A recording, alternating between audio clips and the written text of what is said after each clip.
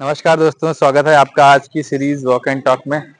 और एक दोस्तों बहुत इंटरेस्टिंग पॉइंट आज शेयर करने वाला हूं कि जब हम बिजनेस में या प्रोफेशनल लाइफ में लोगों से जुड़ना चाहते हैं, क्योंकि जब हमें कुछ काम करने हैं तो जाहिर सी बात है एम्प्लॉय के रूप में, वेंडर्स के रूप में, पार्टनर्स के रूप में, एसोसिएट्स के रूप में हमें लोगों को अपने साथ जोड़ना ही होगा, तभी हमें वो ग्रोथ मिलेगी।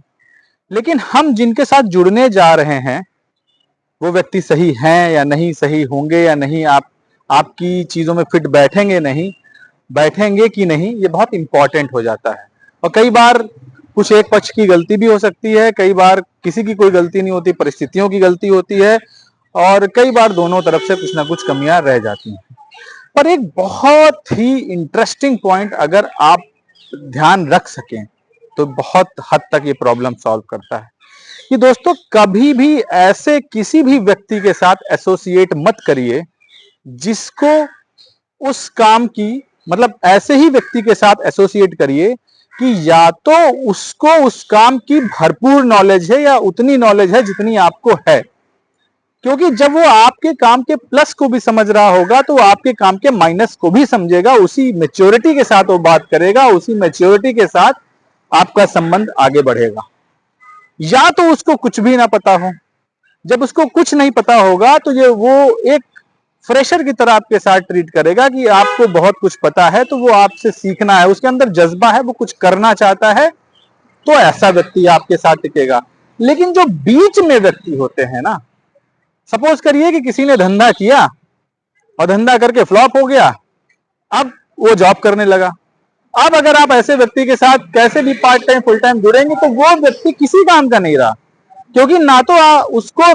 पूरी फुल नॉलेज ही धंधे की हो पाई, और अब वो आपसे सिर्फ बहस वाद विवाद, क्योंकि वो अपनी जो नॉलेज है आधी अधूरी, जिसको कहते हैं अध जल गगरी छलकत जाए, वही वाला हाल हो जाएगा। तो दोस्तों हमेशा एसोसिएट या तो ऐसे लोगों से करिए जिनको फुल या कंप्लीट आपके जितनी नॉलेज है, या फिर बिल्कुल भी नॉलेज नहीं है। दोनों ही आपके बहुत ही लंबे समय तक और अच्छे पार्टनर्स, एम्प्लॉयज या वेंडर्स हो सकते हैं। और कभी कभार लोग जो नादानी में रहते हैं, जो आधा काम करके छोड़ के आधा नॉलेज लेके बात कर रहे होते हैं, वो उस चीजों को बिजनेस का नाम दे देते हैं जो चीजें बिजनेस होती ही नहीं है। फर्ज कीजिए कि अगर आप कोई टैक्सी चलाने का बिजनेस करता है और खुद टैक्सी चला रहा है या दूसरे की टैक्सी चला रहा है और किसी डिपार्टमेंट की टैक्सी चला रहा है, और रास्ते में उसको कुछ सवारियां मिल गई, उसने बैठाया, उससे किराया ले लिया और उसको छोड़ दिया, अब उस डग्गा मारी को बिजनेस का नाम नहीं दे सकता। वो आप एक काम कर रहे हो, उसमें आपने कुछ अपॉर्चुनिटी देखी और साइड से इनकम कर रहे हो, आप साइड से वो इनकम कर रहे हो भाई साहब, साइड से वो इनकम कर रहे हो, वो बिजनेस नहीं कर रहे हो।